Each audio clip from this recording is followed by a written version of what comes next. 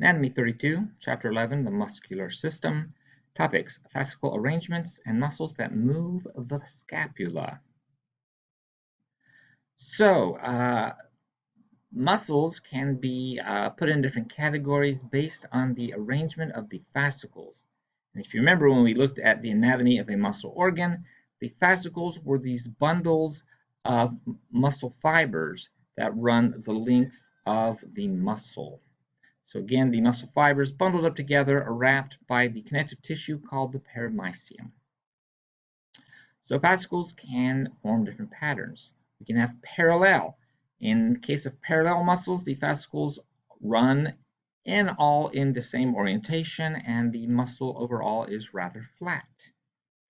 With fusiform, the fascicles are all running in parallel, all running in the same orientation, but the muscle tapers toward the end. So it has a wider middle belly and tapers toward the end. In circular, the fascicles are arranged in a circular orientation and end up inserting into themselves so that you end up with something that's kind of like a sphincter. For example, the orbicularis muscles are like this. Then there's triangular. With the triangular arrangement, the fascicles are spread out over a broad area and then converge into a thick tendon. And then there's pinnate. With pinnate, the fascicles are actually somewhat shorter. They don't run the full length of the muscle itself, and the tendons tend to be longer. There's unipinnate, where all the fascicles are inserting onto one side of the tendon. There's bipinnate, where the fascicles are inserting into both sides of the tendon. Looks a little bit like a feather. And then multipinnate, which has multiple smaller tendons going out with their own fascicles inserting into those smaller parts of the tendon.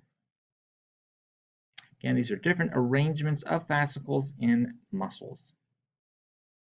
Muscle names often are trying to give you some sort of information, and that information can range from the location where the muscle is, such as brachii, the overall shape of the muscle, such as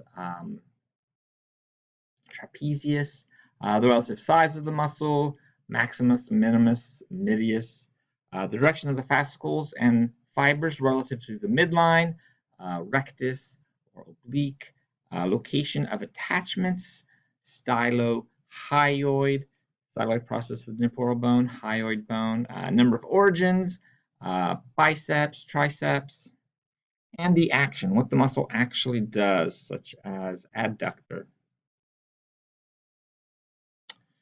So when muscles are working to move, say, a part of the body, in this case we have movement of the forearm by biceps brachii and triceps brachii, they tend to have antagonistic groups, where one muscle or muscle group has to contract, and that is the primary mover, or the agonist, and that causes the movement, and the other muscle or muscle group has to stretch, and that is the antagonist. And so the biceps brachii, when it is flexing the forearm at the elbow, it is I'm answering the question, it is the primary mover, it is contracting, and the triceps brachii allows this to happen by stretching, and the triceps brachii would be the antagonist. So they really are working together to allow for smooth movements by one contracting and the other side stretching.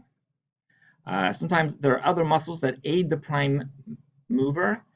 These are synergists that help to add a little more force to the movement, or fixators that help to make sure it's a smooth movement that isn't wobbly.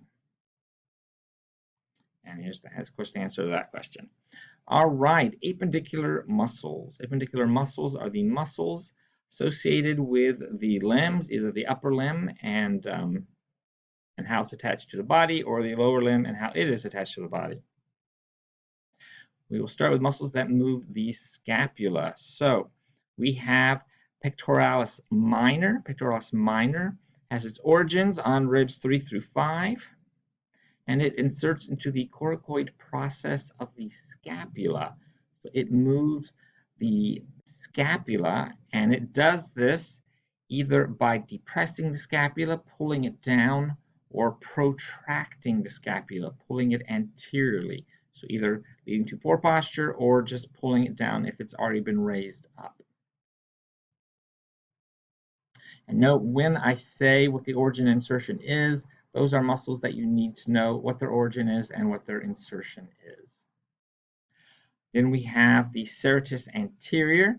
This is actually sort of a lateral muscle that goes around toward the back. It starts at ribs as its origin on ribs 1 through 8. So it has 8 different little pieces that then all lead to the medial border of the scapula. So it's actually running along the thoracic cage underneath the scapula and then inserting on the medial border. And it can protract the scapula, pull it forward anteriorly, or it can superiorly rotate the scapula. So move it so that the point of the scapula is moving out. What I would think of as laterally, but for some reason they like to talk about it as being superior. All right, on the back, there we have this large superficial muscle called trapezius. Trapezius, as you can see, has a long origin along the vertebral column, inserts into the scapula. And because it is so big, it can engage into a variety of movements, such as elevating the scapula and superiorly rotating it. It can also retract or pull back the scapula so that you have the good posture, as it were. And it can also depress or pull down the scapula. So it can both elevate and depress the scapula, so it is its own antagonistic pair. And the reason why it can do both motions that seem to be opposing motions is because being such a large muscle, it doesn't have to contract completely when it functions. It could contract just its superior portion, which would then elevate the scapula, or it could just contract its inferior portion that would depress the scapula.